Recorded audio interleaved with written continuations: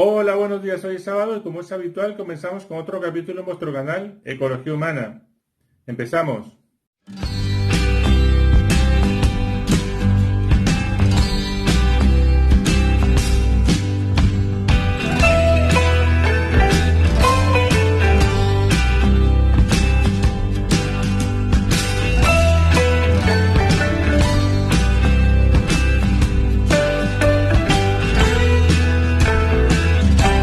Bueno, toca ahora comentar lo que es el epílogo de lo que se ha venido hablando del tema educación.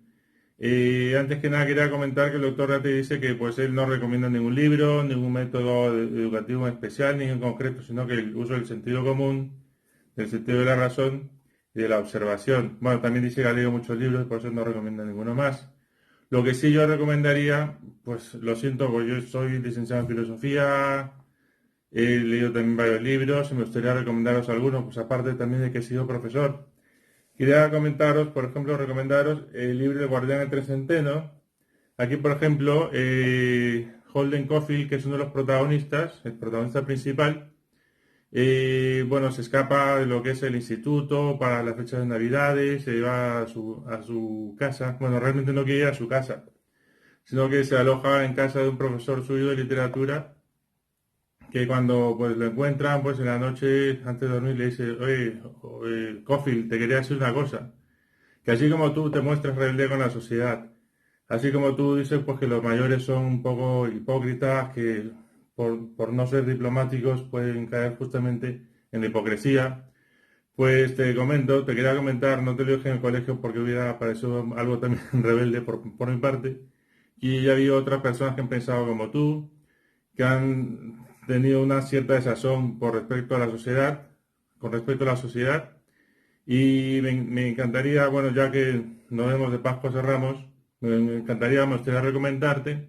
que leyeras a otros que también han pensado como tú, han escrito lo que han sentido como tú, y han encontrado justamente una respuesta a sus problemas, que ya son gente mayor, gente adulta, que han tenido su experiencia, sus vivencias, y ya te digo, como nos vemos poco, pues me gustaría recomendarte unos libros. Eso, bueno, realmente la historia de Guardián del Trecenteno tiene mucho más trasfondo. Yo diría incluso que las estrellas de Hollywood, los personajes de Hollywood, muchos han leído este libro y lo recomiendan. Por ejemplo, Will Smith. Dicen también que Rebelde sin causa, la película esta de James Dean, también estuvo inspirada, el personaje se inspiró en Holden Caulfield. También en aquella época en que se escribió este libro, pues era en la época en que había una criba en Hollywood que se estaba pues acusando a todos los que iban en contra del sistema. Se les estaba acusando de que eran comunistas, que eran conspiradores contra el sistema, que eran rebeldes. Incluso Charles Chaplin tuvo que huir a Inglaterra. En esa época también del Guardián del Trecenteno, pues tenemos aquí la historia del Principito, que ya os había comentado, ¿no? El Principito. Cuando niño, el autor pone al piloto que es el protagonista principal que pues había visto en un letrero el cartel de cómo una boa devoraba bueno, devoraba a un tigre y luego se lo comía. Entonces el Principito dijo, "Oye, ¿qué pasaría?". El Principito no, es que autor y personaje se confunden. Entonces el autor se pone, porque habla en primera persona, que qué pasaría si una boa se comiera un elefante. Pues que la boa pues tendría la forma de sombrero, de un sombrero, hasta que se lo terminara de digerir. Entonces el Principito, otra vez, entonces el piloto iba pues cada vez que venía alguien de visita a su casa, a sus tíos, sus primos o lo que fuere, pues bajaba con este dibujo que había hecho, no sé si lo pondremos aquí, producción lo pondrá, y decía, sí, mira lo que he dibujado, que no sé qué piensas tú que es? Entonces decía, bueno, que es un sombrero, que no sé qué. Al final todos decían que era un sombrero, pero el joven piloto, pues dijo que realmente era una boa. Y pues sus tíos mayores, los abuelos dijeron, oye, ¿por qué no te dedicas a querer estudiar otra cosa? Por ejemplo, puedes ser astrónomo, puedes ser geógrafo, puedes ser ingeniero, puedes ser tal o puedes ser pascual. Y ya claro, cuando el Principito fue grande, pues porque le dijeron que no dibujara, que no era su fuerte, pues decidió a ser piloto de avión el piloto, el personaje principal, y ya cuando se estrelló en el desierto, pues encontró a un niño que lo ve como que si fuera el reflejo de la personalidad de algo que él no pudo ser. Entonces, claro, el niño, pues, el principito, porque el piloto se encontró al principito, pues había estado en el país del geógrafo, del astrónomo, del economista. Dijo que todos esos países, todas esas personas donde había estado en esos planetas, pues le daban pena porque no sentían el sentido de la vida, no habían amado nunca, no habían pensado en otra cosa más que los bienes materiales. Y bueno, esa es la historia que quería comentar del Principito, que el Principito yo le llamo el pequeño Sócrates, Le Petit Socrate, sería en francés. Y bueno, aquí voy a recomendar un libro, el de Charlotte Casiraghi también, que se llama el Archipiélago de las Pasiones. El Archipiélago de las Pasiones, pondré aquí la foto porque ahora mismo no he traído el libro. Trata pues del amor, pero no el amor carnal que uno siente entre parejas, entre el hombre y la mujer, entre la mujer y el hombre, sino también habla del amor pues entre hermanos, entre padres, entre familia, entre amigos, entre colegas, el amor por ejemplo respecto a tus profesores, el amor por ejemplo que puedes sentir en el trabajo hacia que tu supervisor es una buena persona, que te transmite confianza, seguridad, que te alienta a hacer mejor el trabajo. Por eso Charlotte Casiraghi pues habla del archipiélago de las pasiones, porque por ejemplo un archipiélago tiene islas, islotes, tiene profundidades, tiene zócalos, y según esa forma que tiene un archipiélago, pues el amor puede tener subidones, puede tener idas y venidas, o subidas y bajadas, en fin. También, bueno, no quiero hacer largo este programa, pero es el epílogo de todo lo que se estaba hablando. Lo importante, bueno, aquí tengo la Ilíada de la Odisea. Con respecto al tema educativo, antiguamente, como no había escritos, bueno, habría papiros, habría rollos de Qumran o lo que fuere. Pero en la ocasión, ya saben, la fuente de la historia son las orales, las monumentales y las escritas. Como no había escritura, pues se dedicaban, tampoco había tele, no había fax, no había radio, no había nada, ni cine.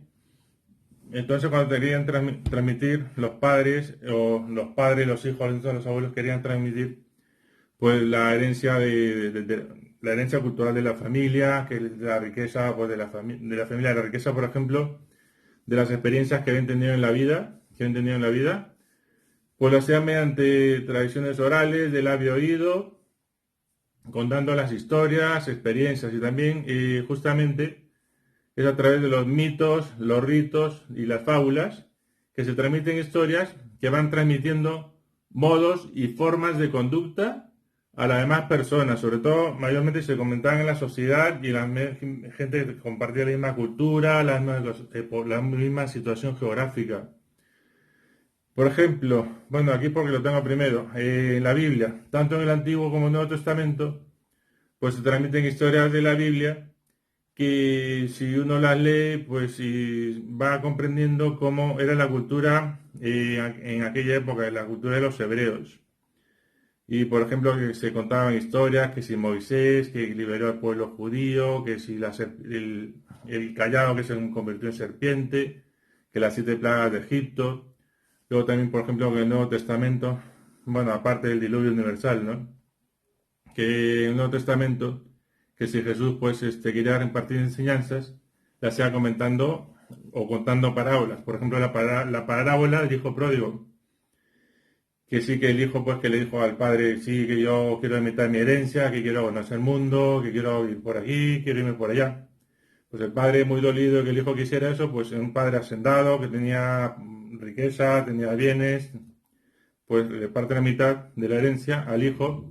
Entonces el hijo se fue por aquí, que estuvo con mujeres, que hizo apuestas, que perdió y al final volvió. Y el padre pues lo celebra con un gran banquete, con una gran celebración. Y el otro hermano, por su hijo, le dice, padre, pero tú, yo que he estado aquí siempre contigo, que he puesto el hombro, que en las buenas y en las malas, que siempre he estado contigo, ¿por qué nunca me haces fiesta a mí? Y el padre pues le dice, bueno, es que yo había perdido un hijo y lo he recuperado. Bueno, son un poco historias que, claro, te hacen pensar. También, por ejemplo, cuenta Jesús en una de sus parábolas, La historia de las semillas, que las semillas cuando se siembran, por la semilla de la mostaza creo que era, que cuando se siembran en buena tierra, pues fructifican y dan 1000 por 1, producen cantidad de gente.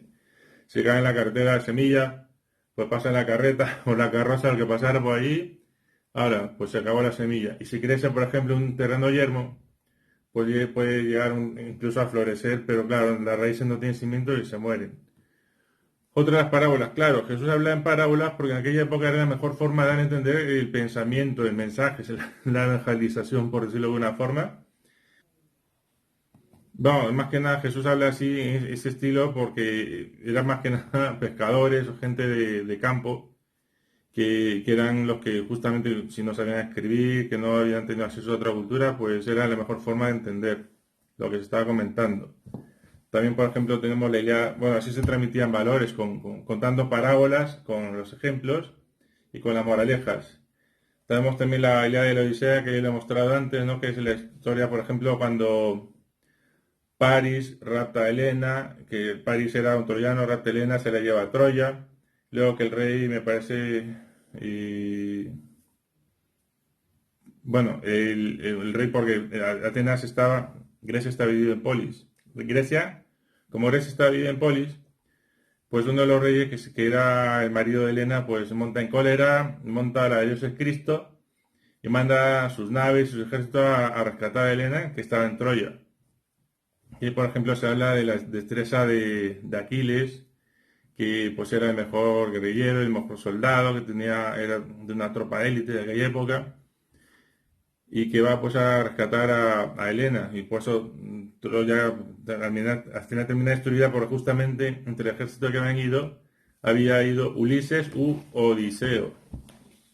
Odiseo, ¿no? Odiseo, pues que era el estratega, el astuto, el más inteligente, pues como Troya tenía toda una muralla, pues era imposible pues traspasar y vencer a esa ciudad, a esa civilización, porque estaban amurallados. Entonces Ulises u Odiseo fue el que inventó lo del caballo de Troya, ¿no? Que dijo, pues ya que no podemos traspasar, pues digamos que nos vamos a ir, que les dejamos un caballo regalo de madera, un monumento. Pero claro, dentro de ese caballo se había metido el ejército de los griegos y una vez que ya metieron el caballo los troyanos, pues en la noche bajaron, dicen que en la noche, bajó el ejército este de los griegos que se había metido dentro del caballo, abrieron la puerta y se metió ya todo el ejército y conquistaron Troya. Luego, claro, cuando Ulises trata de regresar a Grecia, a su vuelo a Grecia, o a la Hélade, trata de regresar a Grecia, pues se pierde en el camino y termina por las islas de no sé qué, que había unos gigantes de metal que tenían movimiento, y luego que se encuentra con los cíclopes, luego que también pues, es que pasa realmente una odisea. También que se encuentra en una isla con bellas damas, que dentro de las bellas damas que eran brujas, que había una que era la bruja mayor, que convierte a sus nautas o navegadores, sus aliados, sus colegas, en cerdos. También, claro, en la historia dicen, no, pues que Odiseo, Ulises, Hércules, Heracles, como que eran lo mismo, ¿no? Sí, ya habíamos hablado en otros capítulos de Hércules, ¿no? Con las 12 pruebas que tuvo. Entre las 12 pruebas que tuvo Hércules, fue la de salvar a Prometeo, que había sido encadenado por Zeus. Bueno, había sido encadenado por Zeus como el causante de los males de él, y porque Prometeo pues había traído el fuego de la sabiduría al hombre. Porque Prometeo, cuando recibió el encargo de repartir los bienes y las virtudes en todo el mundo, pues se olvidó del hombre. Dijo, pues al hombre que le toca, pues bueno, pues la inteligencia, la sabiduría, ¿cómo se la damos? Pues con el fuego de Vulcano. Y otra cosa más, bueno, ya digo que esto lo estoy comentando, porque las fábulas, los mitos, los ritos, las leyendas sirvieron para forjar el espíritu de tal o cual cultura, y nosotros hemos tenido la suerte de que cuando se inventó la imprenta, pues se fundieron las lecturas, las fábulas de Sopo o lo que fuere, a todos. Por eso tenemos una cultura general fabulosa y espectacular que no la tiene cualquiera. De hace 100 años hacia atrás no la tienen. Fábulas de Esopo. Bueno, no le he quitado el precio. Por ejemplo, entre la fábula de Esopo, lo interesante de la fábula de Esopo que todos tienen pues una moraleja. Una moraleja porque te pone ejemplos ante la vida, ante la sociedad, ante la cultura, de qué debes hacer, qué no debes hacer y cuáles son las consecuencias de tus actos. Por ejemplo, hay una que me ha causado gracia porque me ha hecho recordar lo de La Bella y la Bestia, la película esta de Walt Disney. Dice así, el león enamorado. Un león amaba en extremo a la hija de un campesino, y deseando obtenerla por esposa la pidió a su padre. El campesino, al oír la proposición tan extravagante, respondió que jamás cedería a casar a su hija a una bestia. Pero viendo que el león se ponía furioso y rechinaba los dientes, mudando de lenguaje, le dijo que estimaría casar a su hija con él, pero que para esto era menester que se dejase cortar las uñas y sacar los dientes, pues aquellas temibles armas desterraban a la doncella. El león, llevado de su amor, se sometió a ello, y ya desarmado pidió al padre le diese a su hija, pero este, viéndolo ya sin uñas y sin dientes, lo hizo huir a latigazos. Moraleja, pues esta fábula enseña que el que se pone en manos de sus enemigos perece infaliblemente. También.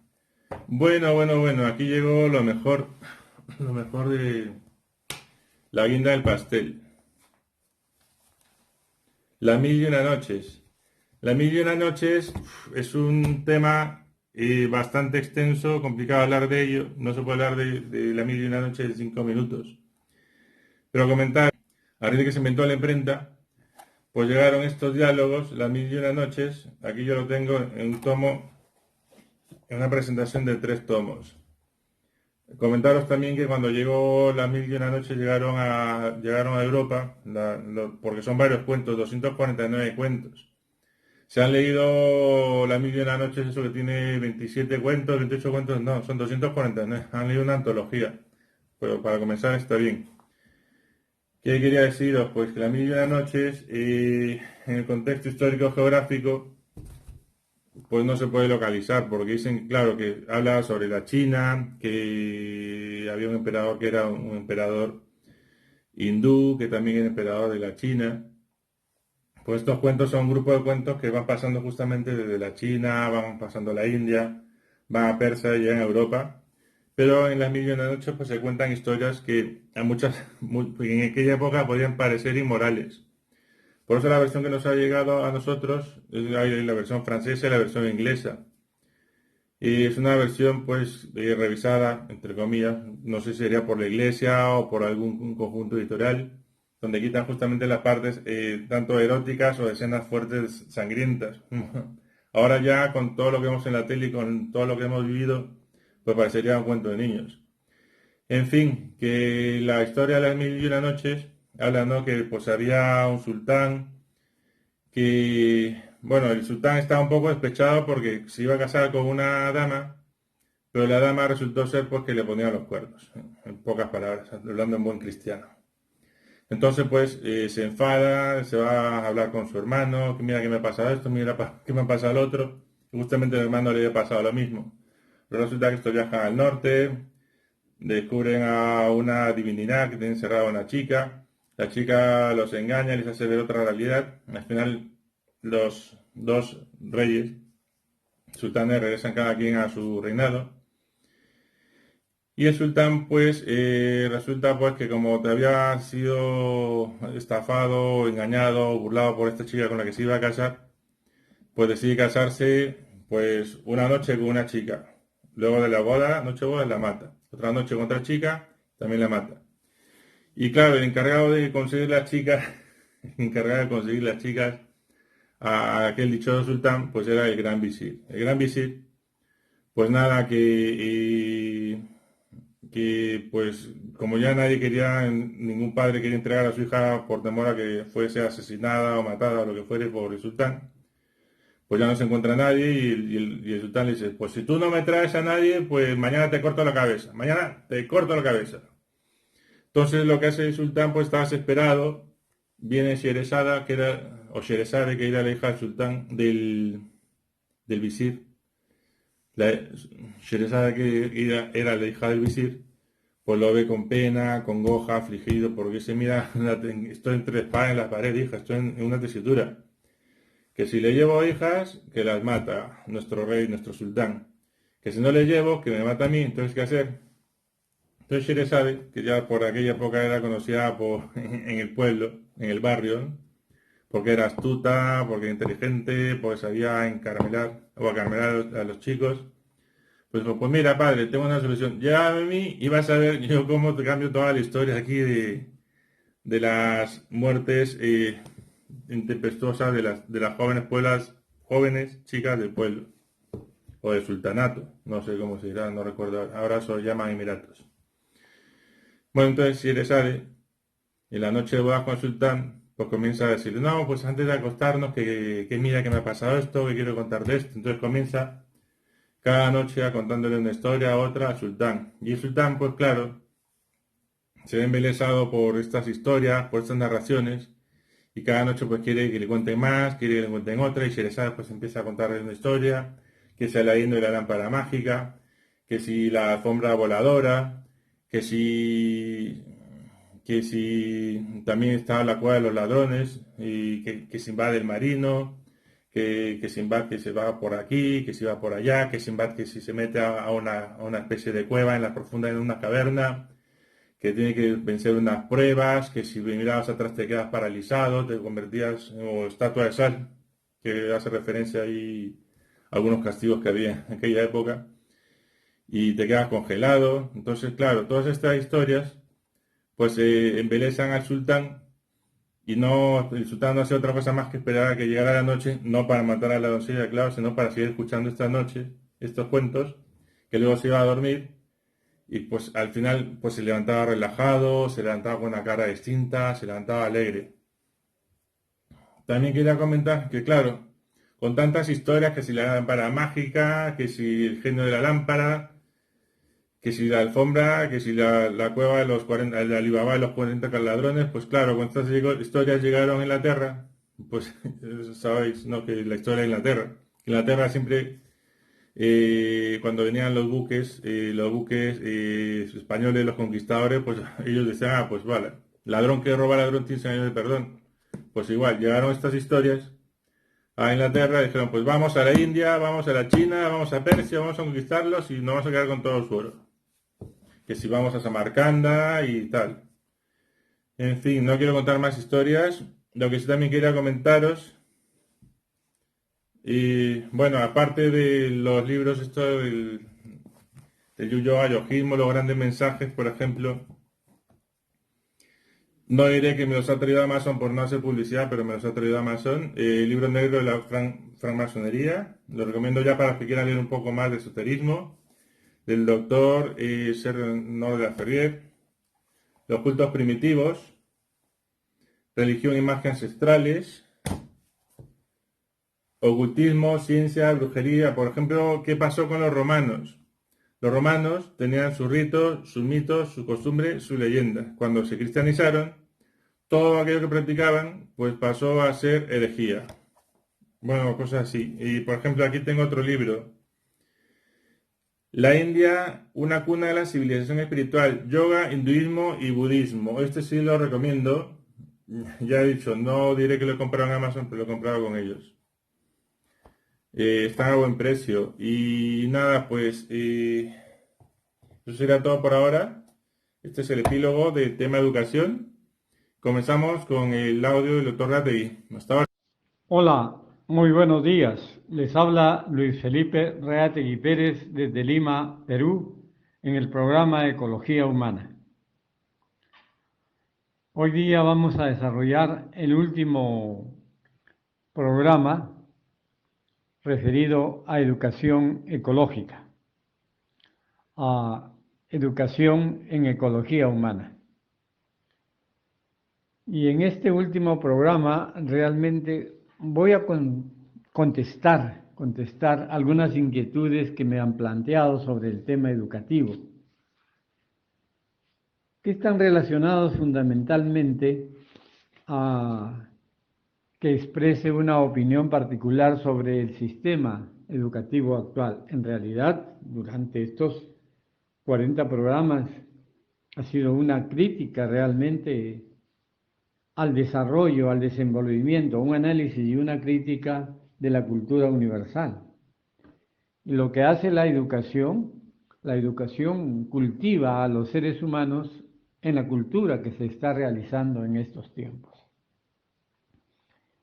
Y bueno, hemos planteado que el mundo, la sociedad, el planeta, está dividido en Oriente y Occidente, y que la educación cultural de Oriente se basa fundamentalmente en convertir al ser humano en el conocedor del mundo interno del hombre. Y la educación de Occidente en convertir al hombre en un conocedor del mundo externo, del mundo que se capta a través de los sentidos.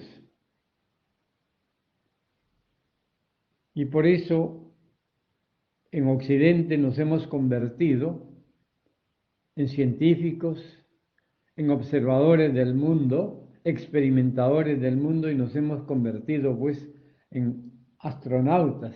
Estamos llegando al espacio sideral, y en Oriente pues hace miles de años han estado especializados en el mundo interno del hombre.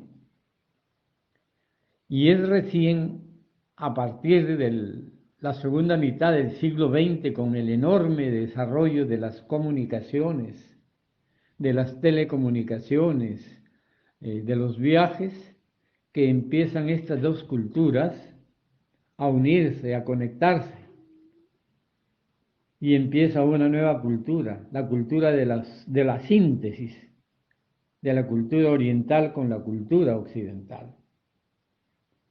Por eso es que ahora vemos en los primeros años del tercer milenio, en los primeros años de la era de Acuarios, que en el mundo están siendo bien recibidas las enseñanzas que algunas personas, como por ejemplo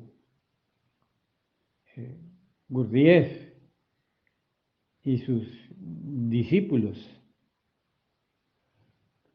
entre ellos pues Freud, y todos los que se dedicaron a investigar el arte, la ciencia, la educación de Oriente, vienen hacia Occidente y nos plantean una nueva forma de ver el mundo, que es la síntesis que se está produciendo ahora.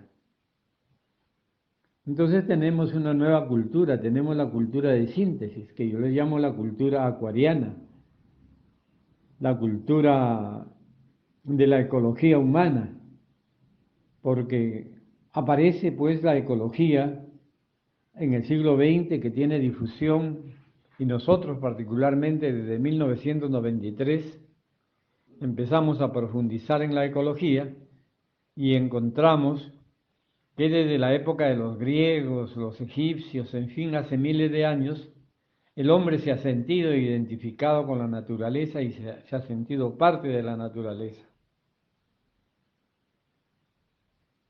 Pero eso no fue enseñado realmente en la educación.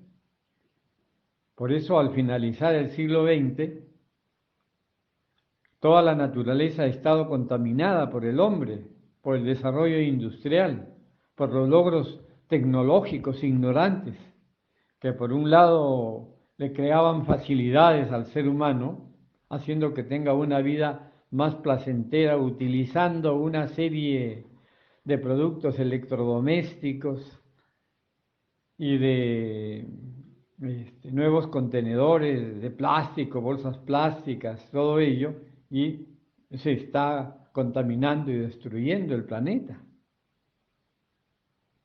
Y al comienzo del tercer milenio ya se pensaba en una posible destrucción del planeta para los años 50, porque ya el planeta no daba más con este consumismo que hay en Occidente. Pero menos mal que viene pues esta pandemia y ya llevamos 10 meses parados, 10 meses en que se frenó las fábricas, las industrias, la contaminación y el consumismo, 10 meses en que el ser humano ha empezado a pensar en su vida,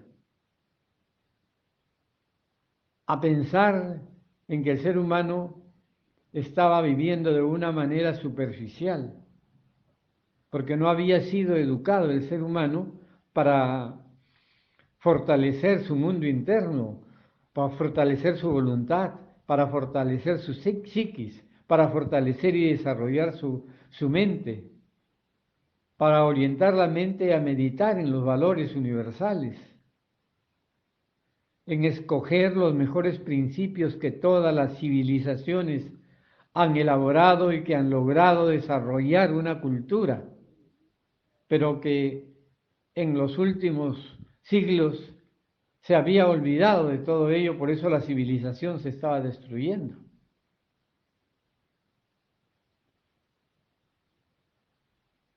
Entonces, cuando nace el Instituto Ecológico el 18 de enero de 1993, y los mismos jóvenes a quienes nosotros convocábamos para limpiar de contaminación las sociedades, las playas, todo lo que podíamos, los mismos niños nos hacen pensar y los niños nos plantean, nosotros no podemos pasarnos la vida limpiando playas, limpiando calles, haciendo campañas para que los adultos, para que los mayores vengan y contaminen de nuevo. Y ahí nace precisamente nuestra intención de educar a los adultos en conocer la naturaleza, identificarse con la naturaleza, cuidar a la naturaleza, ayudar a la naturaleza a que nos sirva mejor y nosotros servir mejor a la naturaleza. Y nace pues la educación ecológica con nosotros. Con nosotros nace la educación ecológica y hacemos programas para educar a profesores y lo hemos hecho durante 20 años a miles de profesores. Eso es lo que hemos hecho y en eso tenemos mucha experiencia y eso lo seguiremos explicando poco a poco e implementando en la sociedad mundial hasta donde nos sea permitido y nos den nuestras fuerzas. Pero claro, les comuniqué también que Luis León desde Madrid nos recomendó una serie de libros. Nos recomendó a Piaget, a Montessori y otros grandes educadores. Y nosotros le dijimos que nosotros no estábamos ni analizando ni criticando lo que estos grandes educadores están sosteniendo, que realmente son buenos, son una avanzada educativa, pedagógica, de cómo enseñar a la humanidad, pero que nosotros solamente estábamos transmitiendo experiencias, lo que nos habíamos funcionado, lo que habíamos experimentado desde el año 93 que empezamos con la educación ecológica, pero que ya desde el año 1966, desde abril del 66, empezamos a educar en la alimentación sana y en cómo no enfermarse. Entonces, estos 4 pilares fueron los que orientaron nuestra actuación, diríamos, pedagógica con la colectividad, enseñarles a alimentarse bien para no enfermarse, enseñarles a ejercitar su cuerpo para mantener un cuerpo fuerte, sano y con defensas. Y desde el año 93, pues vienen hacia nosotros enseñanzas más refinadas, ecológicas, que nos llevan hacia una nutrición ecológica, hacia entender que el azúcar, por ejemplo, es muy negativa para la salud, que la sal es muy negativa para la salud, especialmente cuando la sal y el azúcar se consumen en exceso.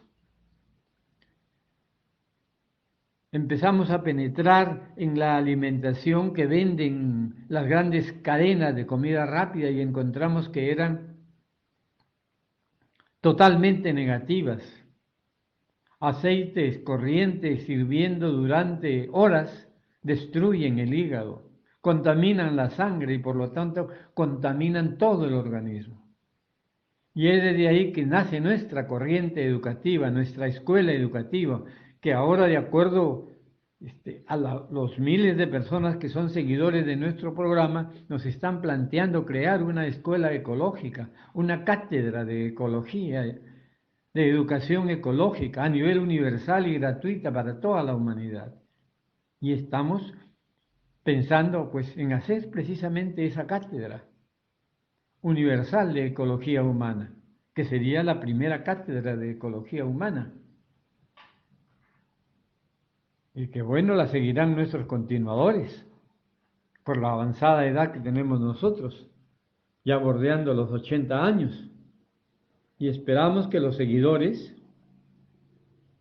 continúen con esa tarea, porque nosotros nunca hemos perseguido nada a favor de nosotros con esta labor de misioneros de la vida sana, porque eso es lo que hemos sido durante toda nuestra vida a partir de los 22 años, misioneros de la vida sana, donde no hemos cobrado nunca, jamás, por enseñar las cosas que nos han funcionado, ni cobraremos tampoco.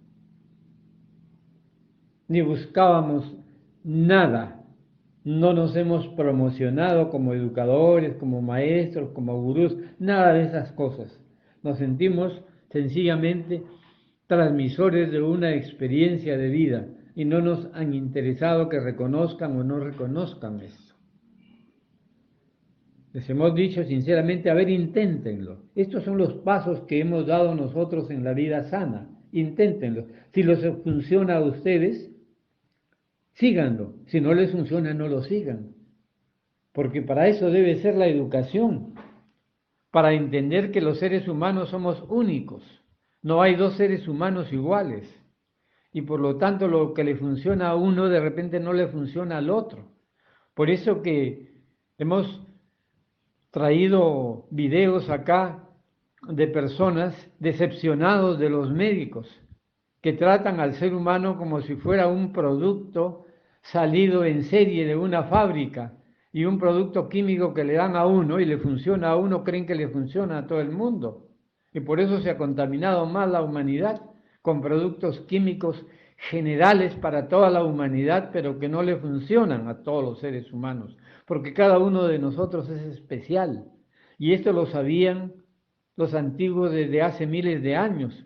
Por eso, profundizando en el estudio de cada ser humano, de cada una de las partes de la naturaleza, se dieron cuenta pues que hay 12 sectores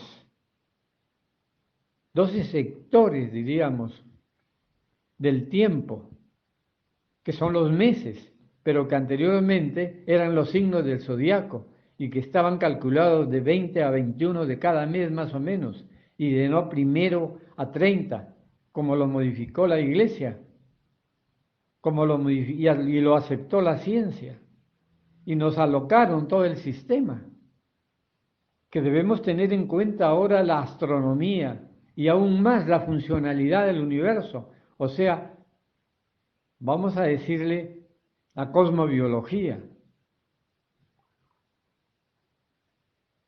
o la cosmosofía, la sabiduría del cosmos, que es una de las primeras cátedras que vamos a empezar a difundir, la cosmosofía, la sabiduría del cosmos.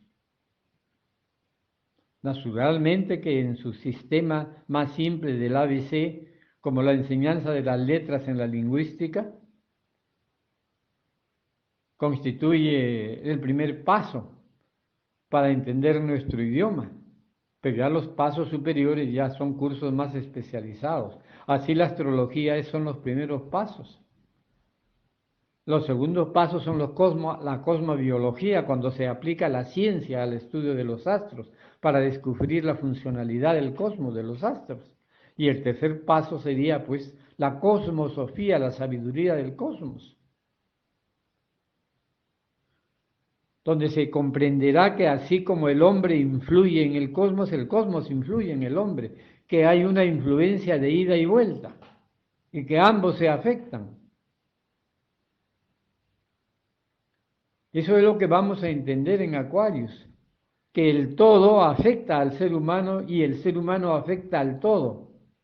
Y lo que busca la yoga, por definición, es la unión del uno con el todo, del hombre a la conciencia individual con la conciencia universal. Y lo que busca la ecología humana es la unión del hombre con la naturaleza y de la naturaleza con el hombre. Por lo tanto, la finalidad de la ecología humana es unir al hombre con la naturaleza. Y para eso nos hemos propuesto crear precisamente un manifiesto de la unión del hombre con la naturaleza, que ya lo han hecho los antiguos y estamos tratando de recopilar eso. Y para eso propusimos precisamente las 3 leyes principales de los pueblos pre-incas: no mentir, no ser perezoso, no matar, en fin, leyes básicas que lo tienen todas las civilizaciones y queremos unirlo sintéticamente en un manifiesto universal por la vida. Y para eso se creó este programa desde el primer programa. Y esa es la educación que buscamos. Indudablemente, yo no quisiera ser crítico ya de los sistemas educativos, porque los sistemas educativos han sido producto de la cultura de los tiempos ya pasados, porque el pasado terminó en 1948 y a partir de 1948 empieza una nueva cultura que irá elaborando sus propios modelos de acuerdo a la evolución que vaya alcanzando el hombre. Entonces tenemos que establecer un sistema educativo que le enseñe al hombre a no ser dogmático, a pensar que la vida es, como decían los antiguos, como un río, que fluye, que fluye, que fluye, y que cuando se detiene el agua y se empoza, el agua se pudre. Entonces, la ciencia es así, la ciencia avanza, avanza, avanza, y la ciencia no es dogmática, crea la ciencia leyes, crea normas, crea axiomas, igual que la religión también crea pues dogmas, axiomas, dogmas de fe, pero esos son para un tiempo, y normalmente los de la religión son para tiempos de 2000 años, y de la ciencia son dogmas para periodos más cortos. Entonces, cada cierto periodo tenemos que crear una nueva educación, una nueva cultura, una nueva ciencia. Debemos estar abiertos y nunca más, nunca más, nunca más ser cerrados, nunca más perseguir a los que piensan, nunca más perseguir a los investigadores, nunca más a los que niegan a Dios. Porque niegan a dioses que no entienden, que no conocen. Y está bien que primero fue Dios una piedra, fue un rayo, fue un río, fue un lago, fue el cantar de un pajarito. Está bien para esos tiempos, fue Dios así. Para nosotros ahora es el creador perfecto del universo. Y que cada cosa que hay en el universo está creado con una belleza, con un amor, con una eternidad relativa para ir hacia la eternidad de la vida. Tenemos que ser abiertos. En este momento ya no hay marxistas, en este momento ya no hay ateos. Lo único que hay en este momento, y no es enemigo ahora, es la ignorancia, y la ignorancia no es enemigo de nosotros. La ignorancia que hay en el mundo debe despertar nuestra responsabilidad de ayudarnos, no llevándole nuestras ideas, sino hacerlos que despierten. Como decía ese gran maestro Sócrates, debemos convertirnos en parteras, en mayeutas, ayudarle a que el hombre dé a luz a un nuevo hombre, a que el hombre cree un nuevo hombre, que de él mismo forme un nuevo hombre, pero que lo forme él, ayudarlo a que el hombre desarrolle sus talentos. Por eso empecé este programa educativo señalando en la parte de educación, señalaba que el gran escritor Stefan Zweig, una de las mentalidades más desarrolladas en el mundo de la literatura, cuando critica los años de su niñez, critica la escuela y decía que la escuela se aburría, que las escuelas tenían al hombre como un robot, no le enseñaban a pensar, lo tenían sentado ahí durante horas de horas de horas, enseñándoles cursos estúpidos que no servían para nada y que querían que el día termine. Y eso todavía lo tenemos ahora. Nosotros mismos hemos recibido enseñanzas tontas,